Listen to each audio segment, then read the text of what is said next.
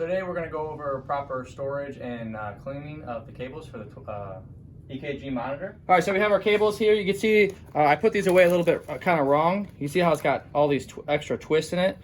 The reason that happens is what is happening is when people go to put this cable away, they're starting from the very ends and twisting backwards.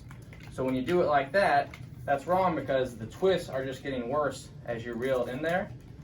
And you can see the cable continues to twist more and more every time you do that, and it can potentially damage the cables over time. So what you want to do instead of starting from the outside in is you want to start on the inside, and that way as you're twisting to put it in the nice loops, the twists slowly come out at the bottom of the cables. This helps it store a little neater, makes it easier to deploy, and also helps prevent damage over long-term usage with all the twists that are in it. So now since all the twists were pulled out as I winded it up, it's a little bit neater as I go to put it in there. Same thing goes for the pull socks as well.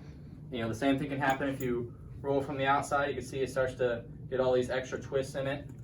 So if you just twist it from the inside out, one, it's a lot neater, and two, it helps the cords last a lot longer.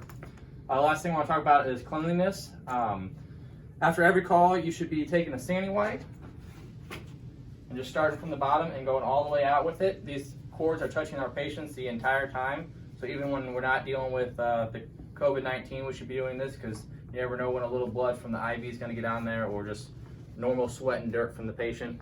That way we just have a clean cable every time we go to have another patient. And once you get to the end of the cable, you want to make sure that you're also just wiping the inside of the pull socks as well, because that's where their finger's at, and who knows what kind of dirt is on someone's finger.